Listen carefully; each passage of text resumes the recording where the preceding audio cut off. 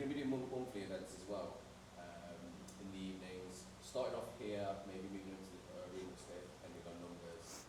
That will be starting, we'll get an email about it on the 9th of October, and then it'll be monthly. And there'll be some food and drinks on it. So yeah, should be good. I'll let you guys enjoy that. Thanks for Nice one. today. Thank you. Thank you. Look at that. It all works. Morning, everyone. How you guys doing? I think I've said hello to all of you. I'm Gareth. This is David. And we are the co-founders of a company called Curious Minds. So we do team, let's see if this works. Turn it on. There's a little side button to turn on. No, it doesn't. Can you help? I can do this, it's cool. So we do team building and training experiences. Hey, thank you, amazing. It's just me, I just break technology all the time. This is why David's here. You can tell we need two of us. So we go into businesses and essentially like try to work with them to improve their culture, specifically focusing on 3 core topics. So it's creativity, curiosity, and connection. We're a brand new business. So we started in May of this year. So still very, very new. Still trying to kind of find our way, but thankfully so far, so good. Cool, so today we're going to be talking specifically about curiosity and the role that it plays in businesses, how important it is, and also just like how we've used it to support our business kind of going up. And hopefully there's some interesting bits there for you guys to nick and take away. So I thought I'd start with a little bit of context into basically how I got into this, how we got into this. I've worked across a bunch of different industries. So I've worked in energy, I've worked in the public sector, charitable sector, art world. I'm basically getting old, I've got 20 years of career behind me now. And for the last 10 years, I've been working in finance. So as the head of design for a big local bank. And something that's always interested me, no matter where I've worked, no matter which company it is and how big they are, is the psychology of teams. And I've always kind of thought of offices as being like little social experiments, right? You take you take a group of people, like usually a random group of people, you stick them into a building, give them some like loose guardrails, and then you just like expect them to crack on, right? And if anyone's ever worked in a big business, you might know what that's like. You can see some nodding heads. So it's like, is that really the best way to set up a team, right? Because if you think about it, like we're weird, we're emotional, we're like highly social creatures. And just like in any other social situation where you take a bunch of people, and particularly a social situation where people spend a lot of time together, like 40 hours plus a week, it's a lot of time, slowly certain patterns and behaviors will start to come out. And over time, those behaviors will turn into habits. And then over a little bit more time, those habits turn into a company's culture. And when I talk about culture, and the word culture, like, people on LinkedIn, you see it all the time. If you're applying for jobs, you see it all the time. Like, for me, a company's culture isn't the nice mission statement that's on their website, or the nice thing they put on their job ad, or, every last Thursday of the month we go out for after-work drinks. Like, that isn't company culture. To me, company culture is like, how do those people interact with each other in that building on a day-to-day basis? Like, what are the behaviors, what are the interactions like between those people? That's a real culture. And one of the ways I kind of think about this is, let's say a good friend of yours gets a new job, right? And you haven't seen them for a while and you meet up. You don't say, oh, how's that new job? What's the company's mission statement? Like, of course you don't say that, right? It's like, what's your boss like? What's your team like? Do you guys get on? What's that? That's what culture is. There's been a huge amount of research into this. So behavioral psychologists, there's been so many studies looking at like what makes that up, what are the important factors. And the thing that's come out of a bunch of those studies that's really interesting is that a company's culture has an enormous impact on that company's future potential. And it's incredibly easy to predict a company's growth potential based on the type of culture it has. So I'm going to give you a couple of examples. There was a study by Deloitte recently, I think it was 2023, where they had a look at some of the world's fastest growing companies. And they looked at the factors that separate those companies basically from the rest, right? And the two things that came out of that, the two like core factors that came out of that was, is that company creative? Is creativity a skill that they value? And the second one is curiosity. Is that, do their teams, do their day-to-day interactions value curiosity? And by that I mean like asking questions, challenging things, thinking a little bit differently, right? And the companies that do invest in curiosity, where that is present in their culture, are growing 2.5 times faster than their less curious competitors. So it's clearly having a really big impact. The thing that kind of goes against that a little bit is, like I say, I've worked in so many different companies, and I'm sure you guys have some experience too, and it's so easy for a business or a team's culture to get really stuck. So you may, I don't know if you've ever had this experience, I have, where you're in a team, or let's say you join a new business, and people are like, oh, you know, that's just how we do things around here. Or, oh, well, that's how Bob used to do it 5 years ago, and we still do it that way. Like, people just get a little bit stuck doing things.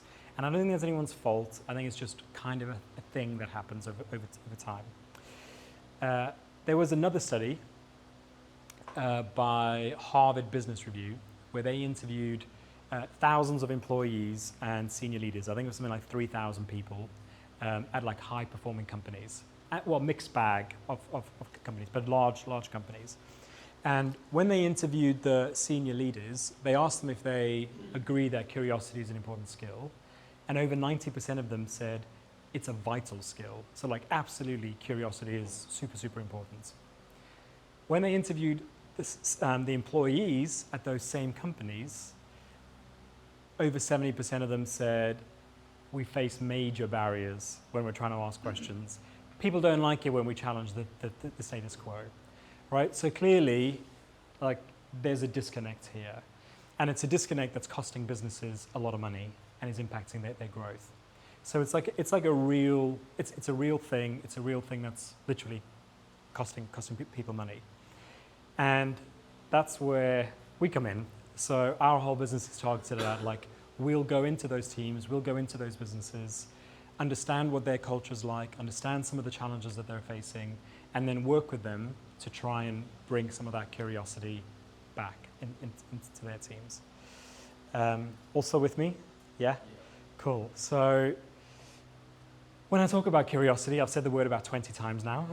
You might be thinking like, what is that? Like, what do you actually mean? My definition of curiosity is that it's essentially about asking questions. It's about asking questions and then making connections between things. Sounds nice and simple, but in reality, like, asking questions is quite hard. Kids, if anybody's got kids, you'll know kids constantly asking questions, like 300 questions a day. How does this work? Why this? Why that? Right? But as adults, we like slowly, gradually, we just kind of stop asking questions. And I think a lot of that is trained in us as we get older, and particularly in the workplace, it is kind of trained into us. So it gets harder and harder.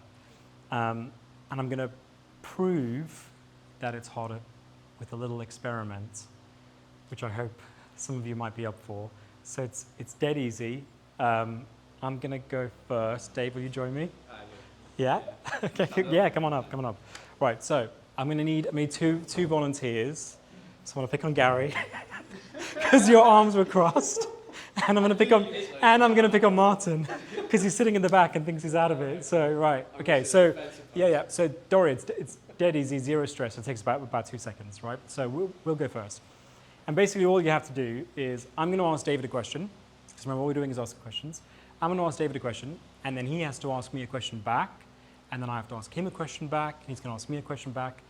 If either of us falters or tries to answer a question, you're out. Yeah, so it's as simple as that. You ready? Yeah? You ready for this? It's going to be dead easy. You'll see. Okay, so I'll go first. So, how are you? Why are you interested in that? How's your day been today? Wouldn't you like to know? That's not a. That's kind of a question. No, I'll give it to you. Give it to you. Where did you come from today? And you're out. That's it. That was a stumble, right? So it's really hard, right? So come on then. What, me and you? Yep. You and I can go first, and then you and Gary, right? So I'm gonna ask you a question. So, how's your day going? How was New York? See, straight away I want to be like, it was great. It was great. Okay, so you win. Wait. Because you want to talk about Because I want to talk about it. Okay, wait. So Martin, so you're in. You say you stay because you won, and then Gary, you're in. Come on. Right. So all you got to do is ask a question. So Martin, you start. how'd you get it today? Why are you wearing white shoes? Why are you wearing different shoes? Hey. Okay. There we go. Right. I'll stop. Everyone's safe. Everyone's safe. I'll stop. I'll stop there. Yeah. So basically, like asking questions isn't as easy as it seems, right? Thank you for that. Thank you for humoring me. It isn't as easy as it seems. And the other thing about curiosity is that it's not just about asking questions. It's also about the types of questions you're asking and like how you're asking questions, right? And that is something that behavioral psychologists have looked at for decades. So like, how do you define what curiosity is? Like, what makes humans curious? Which part of the brain is activated when you're being curious? There's loads of studies in neuroscience and psychology looking into this. One of the most renowned or most highly adopted models for curiosity that is now accepted in psychology was started by this guy. And it's an old photo, so you can tell it was a while ago. It was Professor Daniel Berlin, who was a professor of behavioral psychology at Toronto University in the 1960s. And he kind of really started this whole like look into it. And the model that he has is still mostly accepted and used today. And essentially what he found is that there are 3 different types of curiosity. Right? And what's interesting about this is as children ask loads of questions, and when they ask questions, they tend to ask questions that cover all 3 styles. So kids are just like broad, open, they'll ask all kinds of questions, right?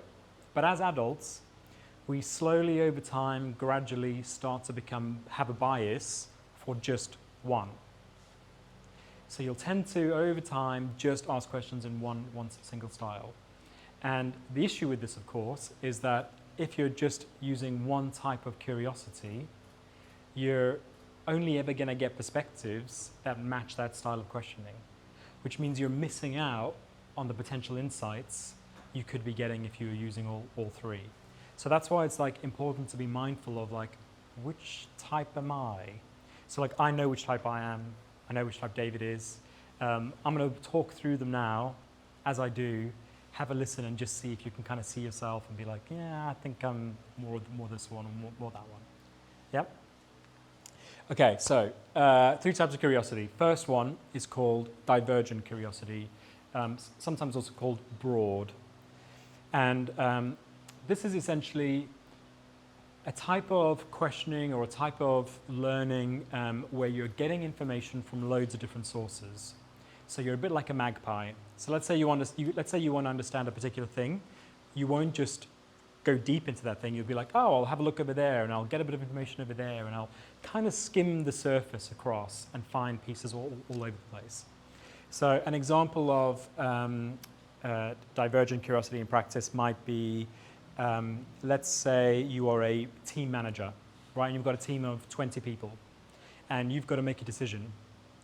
There is no possible way that you can be super close to the details of what all 20 people in your team are doing. It's impossible, not humanly possible, because they are all super close to the detail. So what you do is you're like, I'll just get the most important bits from here and there and there and there, and then that helps you make a decision. Next type of curiosity is called epistemic, or deep curiosity. And this is kind of the opposite.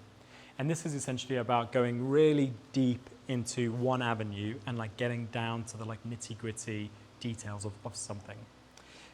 So a good analogy between these two is the education system. So let's say divergent curiosity is a bit like being at high school. So you're learning history, biology, geography, English, math. Can't remember the other subjects I took, but like, you know, you've got all those different things, and yeah, you're learning quite a bit about them, but it's this broad kind of education that you're getting. Whereas epistemic curiosity is a bit more like university, where you're spending 3 years on a single subject. So you're going really deep into it. Yeah, makes sense? Cool. Last one is empathic curiosity. So this one's a bit different. So this is more about looking at things from the human perspective. So it's about like it's about the emotion of a thing, or how a certain thing might impact an individual. Like, how does someone feel? What experiences does it create for that person? Good example of empathic curiosity in action is you might see it in healthcare, or you might see it in HR teams where they're dealing with the kind of human element of the business very often, right? A really simple way of thinking about this is, let's say you're going to your therapist and you're getting a divorce. Your therapist is not going to say, how are you divorcing your partner? They're going to say, why are you divorcing your partner? How does it make you feel when your partner does X, Y, Z? You know, it's that like human style of questioning. Make sense? Cool. Okay, so like I say, 3 different types of curiosity, and the point of this is to like be mindful that even if you don't think so, you probably will have a bias for one, and that when you have the bias for one, when you're working on something, you're going to be missing out because of those blind spots. Like I said at the start, I know which type I am. I know which type David is. I'm empathic, so I'm very much like the emotional thing. How do I want people to feel? What's the like, you know, the human side of it? Whereas David is very much the broad or divergent type. So he's kind of like a magpie, literally like a magpie. If I show you our WhatsApp history, it's me being like, how do you think that went? What do you think those people thought of us? What do you think? And his messages are just like podcast, link, LinkedIn link, YouTube link. Like he's just like pulling stuff from all over the place. That's literally our chat, isn't it? And working together. Oh yeah. Can I ask a quick question? Yeah, go for it. Are they maybe situational? 100%. All three, and I'm not actually. I don't know which one I am. I would say that I am curious. Yep. By nature, but I wonder, looking at those 3, whether I dip in and dip out. Maybe so. Yeah, maybe so. Yeah. The subject. Yeah, I mean, yeah, that makes perfect sense. So for me, yes, I'm empathic, which means I'm worrying about the human side of things. But that doesn't mean I'm not, like, at all either of these two. It just means I sometimes have to think a little bit harder or, like, push myself to. So if I give you an example, so David and I having these 2 different styles that are, like, our natural style, the fact that we work together is a great combo because it means we're getting 2 that's kind of our natural style straight away.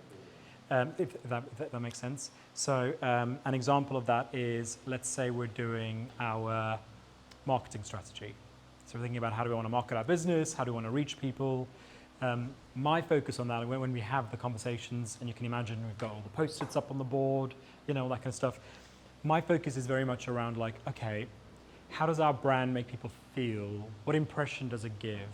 Like, how do we make sure that what we're doing or what we're saying, that our tone of voice is like really landing with people, that we're speaking to their needs. So that's very much the thing that I'll focus on when we're thinking about marketing, naturally focus on. Oh, yeah? So do you think kind of like, I think this kind of like box kind of thinking is more like neurotypical kind of thinking. So, you know, GCHQ, that spy agency, they specifically look at people who are neurodiverse with like ADHD, dyslexia. I have ADHD, and we know that people struggle to ask questions. I think people with ADHD are much more childlike. So, whilst you've been talking, I've been sitting here thinking, no, Matthew, you're going to speak. That's amazing.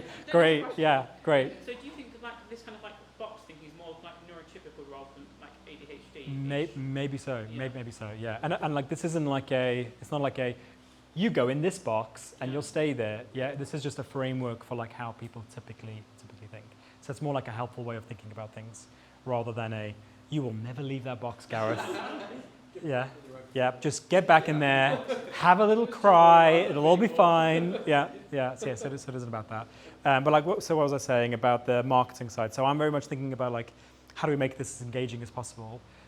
Whereas in that same workshop where we're sitting thinking about ideas, David's post-its that he's sticking up will be about like, where do we reach people? Where are all those different audiences? What are those channels we're going to use? Is it Google AdWords? Do we need to get more stuff on LinkedIn?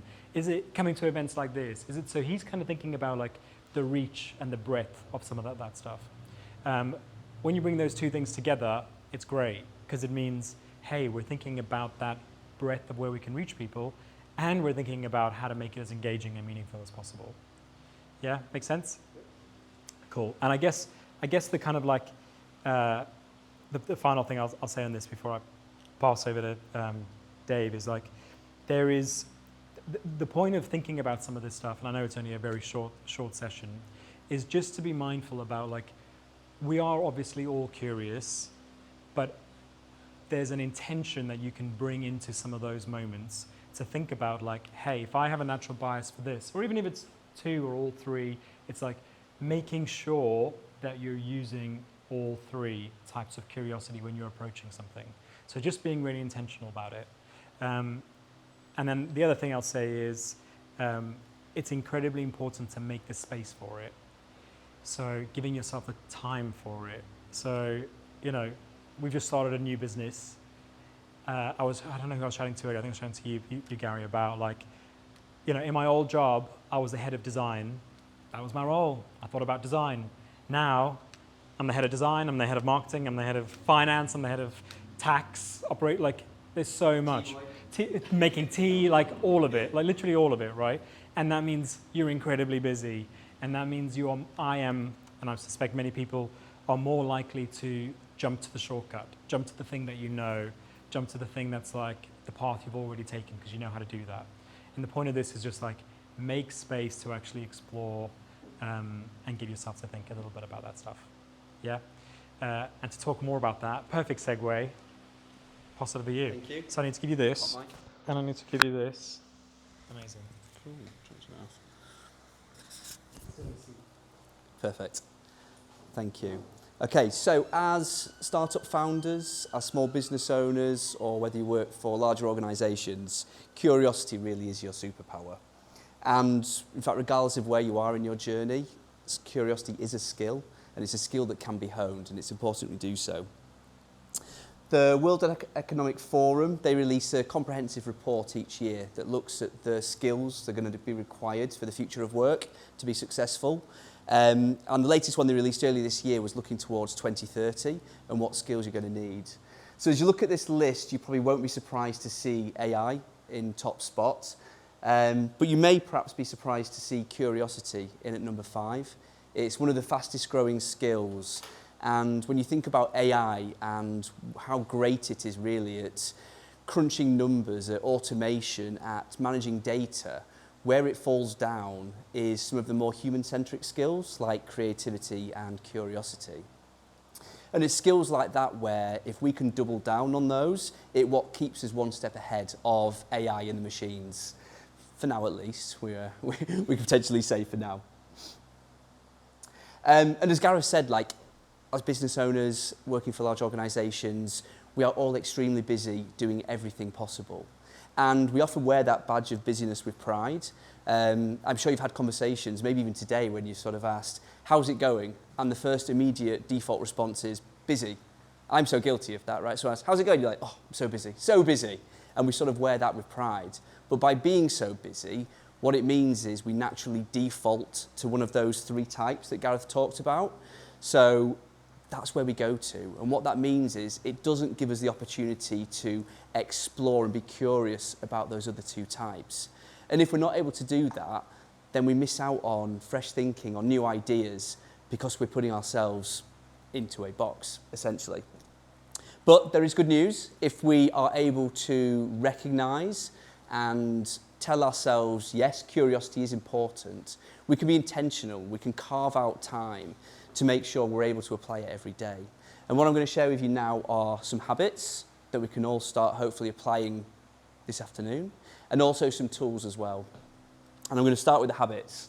So if you've ever wondered what the habits of the most curious people are, listen up, I'm going to share. So the first is asking why and what if and how might we questions. As Gareth said, curiosity boils down to asking questions. And as we grow older, we ask fewer of them. That's a real shame. So let's be intentional, let's challenge, let's not assume. If you hear something, ask why. Take some of that childlike wonder back in your approach. I'm going to talk more about that as we get to the tools. The second is lean in and embrace the unknown. So get comfortable with being uncomfortable. Put yourselves into those scenarios and positions where it's unexpected for you. When Gareth and me were talking about setting up Curious Minds, we started working on a business plan. And I say business plan very loosely because it was WhatsApp back and forth. And I think like, if we ever tried to get like a bank loan and they say, where's your business plan? I'm just going to screenshot the WhatsApp conversations and say, will that do? It's pretty much that. But we set out and we were going to design, and we wanted to design workshops and development programs for large organisations. But what we found was, as we got into the content and designed it, the message of curiosity, of creativity, is perfectly well placed to do during sessions like this. And so we started speaking to event companies and got ourselves on the roster for some conferences and exhibitions. So just by exploring and being curious in that space, by being uncomfortable, because this isn't what we do, we deliver workshops, we don't deliver presentations, it just enables us to open new opportunities. The third is listen actively without assumption. And when I talk about listening, I mean really listening. How many of us can be guilty of, when talking to somebody, in your mind you're thinking of your response, what you're going to ask next.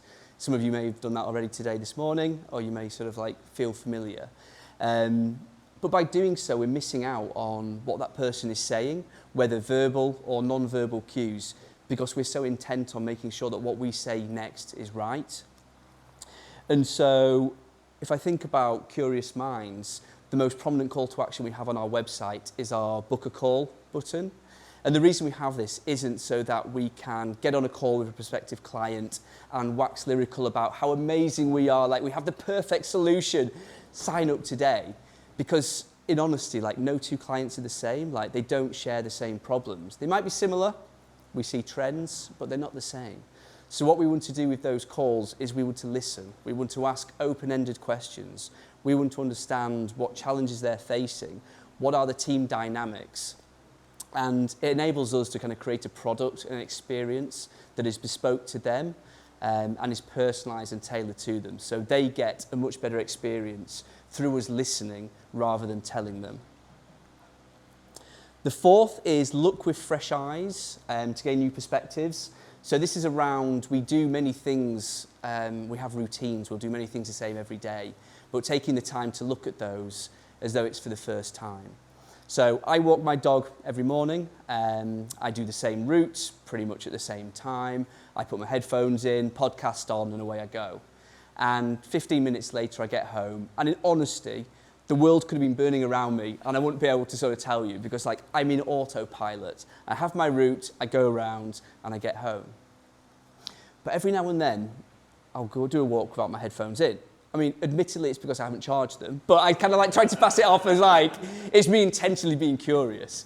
But it makes such a difference. You're doing this walk and rather than head down listening to a podcast, you're looking around. The world is a different place.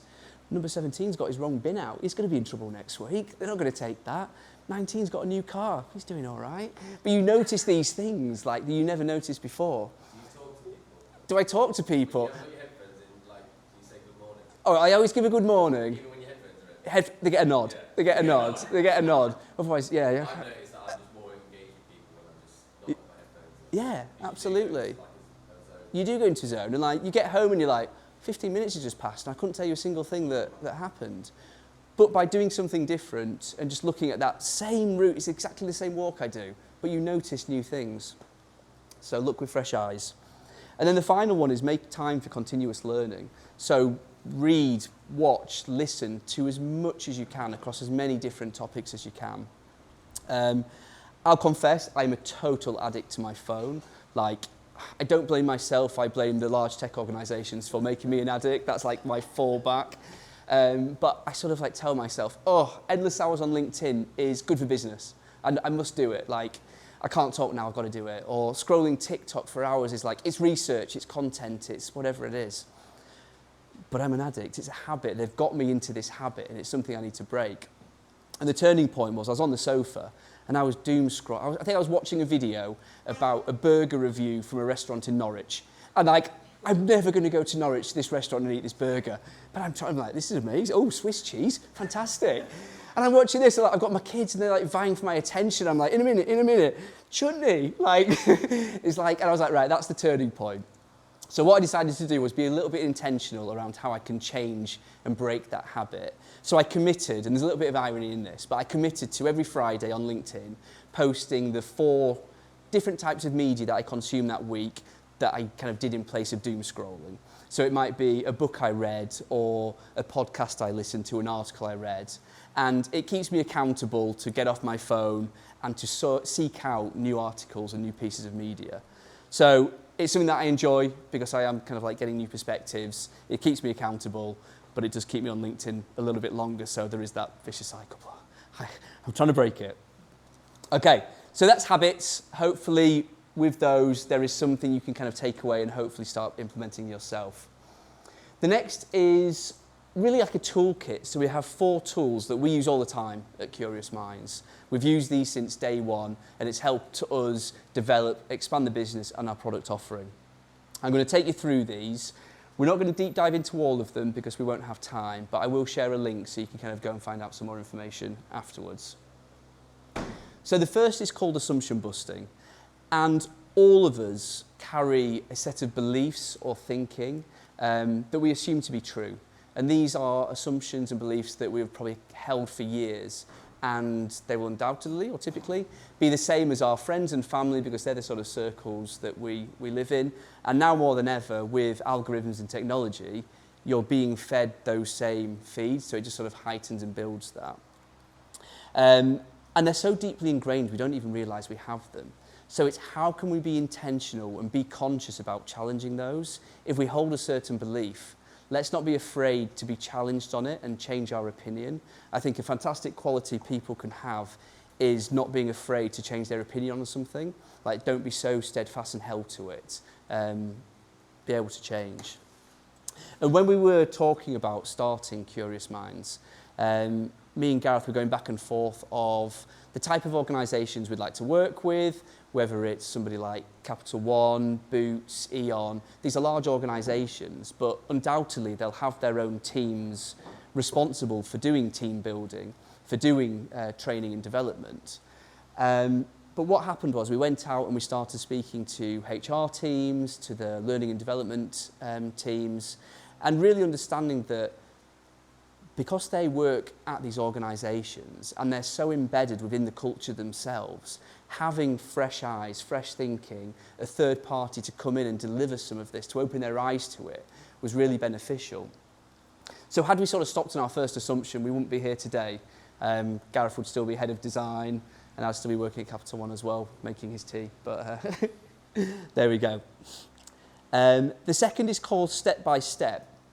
And this is really good for breaking down processes. So if you have a process and it's been there for a long time, looking at it with fresh eyes, breaking it down to understand where there may be opportunities for improvements, where things might need fixing, or where there may be risks as well. And processes, especially if they've been running for a long time, you become blind to them. They just run in the background, right? We always do it this way, it's always happened, and it just goes. So by breaking something down, and the key is really like breaking it down to as many small steps as possible, is where you're really going to find those opportunities to learn. And so we did this when we were looking at our client onboarding journey when we first set up. So we looked at, once a client or a potential client hits our website, what's the journey they go on? They book a call, they then get a personalised quote, prospectus, we have the session, they have the post-event feedback. And we sort of like nailed that within the first few weeks of setting up. But a few months later, we revisited it and we did the same process. We put the post-its on the wall of every step along the way a client will go through. And we found an opportunity to send an invite prior to the session. So we would send the client an invite and they would pass it on to the team. But what it had a welcome introduction from myself and Gareth, it had our faces on there and a friendly message. So when people were attending the training, and people can sometimes get a bit nervous about attending training, it's half a day in a room with 2 people you've never met, there was almost like a bit of familiarity before we even started the session. They knew our names, they knew our faces, and it just really helped build that connection early on. The fourth is called Make It Shit, and this is probably my favourite of them all, actually. Our brains are lazy. They jump to connections, they jump to what is known, and particularly if things have been done before or in a similar way, that's where we default to. So by doing something new or unexpected, it sparks new thinking. So when we were setting up and designing our workshops, we set ourselves a problem statement, and that was, how do we maintain engagement during a full day of training? So what we could have done is we could have gone off and spent an hour with post-its and come up with a whole multitude of ideas around that. But instead what we did was we flipped it to how could we reduce engagement during a full day of training. Okay, we sort of did a little bit of mind trickery on the brain to kind of like rewire it somewhat to get it thinking differently. So we ran this when we first designed our workshops, and the eagle eyes amongst you will notice we have some pens and Sharpies, because I'd love to run it again with you guys. Not that we can steal your ideas, which we, we may well do, but just to kind of give you an example of how this works in practice. So if everybody wants to grab, and Gareth can be my helpful assistant, a post-it, a pen, and just literally... Some pens. Pens. No, if you haven't got enough pens, you haven't got post-its. I'm sorry, we can still shout something out. You can shout something out. But literally, just take 30 seconds and have a think, maybe 1, 2 ideas to answer the question, how do we reduce engagement during a full day of training?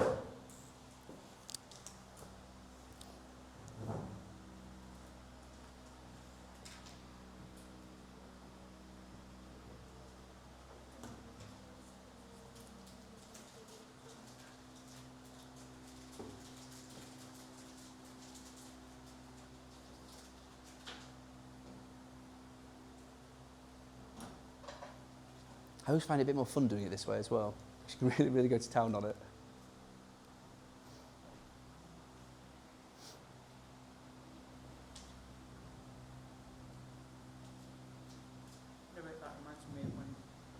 Monotone voice. That's not aimed at me, is it? When I was doing AFL chemistry, last thing on a Friday, Yeah. the chemistry teacher's voice was like very monotone. You just read from the board. Yes, yeah. That's the first thing I thought. Was it? Dull talking. Yeah. And you don't want that on a Friday, last thing either, do you? Doesn't No. matter any time. No. That is very true. Especially if something Friday. Yeah. Okay, we'll just finish up there. Does anybody want to read out what they got?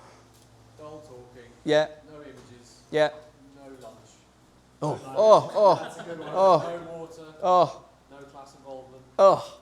Yeah. Yeah, Amazing. that's my shit top 6. Anybody else? Yeah. Just talk and ask questions. Yeah. Use visual or practical material. Use very technical language. Oh yes, absolutely. Go on, Sebastian, you can see you. Which one? Yes, absolutely. That's a good one. Yeah. I think I'd also say, people who are just too serious. Like, yeah, You lighten up a little bit, don't you? Yeah. So what you've just described are some of the sessions that we used to attend in our old place of work, which is why we set up Curious Minds. But what that activity has shown is that, like, kind of by getting to what really would make a session shit, is you can flip some of those. So let's make sure we have a lunch. Let's make sure we have comfortable chairs. Let's make sure we ask questions, involve participants in the session. So you can see by just flipping it, you might get some new ideas that you wouldn't have done otherwise. Okay, final one. So this is called 5 Whys. And this tool and activity is really about getting to the root of a problem, root cause of a problem. And it involves asking the same question, you've probably guessed it, why, over and over and over until you get there. It typically takes about 5 goes until you kind of reach the issue. I've got 3 kids. My eldest is 8, and he's an absolute master of this. As Gareth said, like, kids can ask 300. They can ask 300 a day. That feels on the low side. I'm challenging that, and I've got 3. Yeah. So we were driving back from. I was driving him back from football. We had a match on Saturday at the weekend. And so they won, so he was obviously amped up with energy. He'd had a bottle of Lucozade, so he was double amped up on energy. And he was like, he wouldn't shut up, he was talking the whole way. And he was like, oh, why do we drive on the left-hand side of the road? I'm like, I was like, oh, so we don't crash? He's like, yeah, well, yeah, but why? I'm like, oh, I've never questioned it, I don't know. So we pulled over, we got onto Google, we had a look. Does anybody know, in fact, why we drive on the left-hand side of the road? Yes. So when we travel by horse, as the majority of people are right-handed, you would greet fellow riders with your right hand, and if you needed to use your sword, you'd use your right hand as well. So therefore you went on the left. So yeah, absolutely. But I never knew that. I asked the same question when I came to the UK. Why do you drive on the left? Yeah. But then I was thinking, well, why did they drive on the right in the US? So that's to do with if your majority of people are right-handed and they would use whips for the horse, but they need to see round traffic. I don't know. But we sort of got there. So we went through this sort of process of him asking why. He wouldn't just take that first, it's just so we can't have a crash. That wasn't enough for him. He sort of like really wanted to dig into the reason. So we both learned something new that day, just based on his curiosity, because I'm 41 years old and I've never questioned that in my life. I've just gone just so we don't crash, and it's absolutely fine. So that's the final one, that's 5 whys. And as I said, like, we haven't gone very deep into those, but we do have on our website, you can kind of like follow through this QR code here, more information on all of those and some other tools as well that you can check out. But, I mean, thank you all. Thank you for sort of like humouring us and kind of like partaking in our activities. You've all been fantastic, and hopefully you've learned something that you can kind of take away and start implementing in your day-to-day. Martin, thank you for inviting us down. We love the kind of community that's being built here, and it's great to be a part of it. I know, thanks. That was really good. Yeah, fantastic. I mean, before we go, does anybody have any questions? Out of all the stuff that you've studied, because obviously you would have studied a broader range of stuff, how did you settle on curiosity? Curiosity.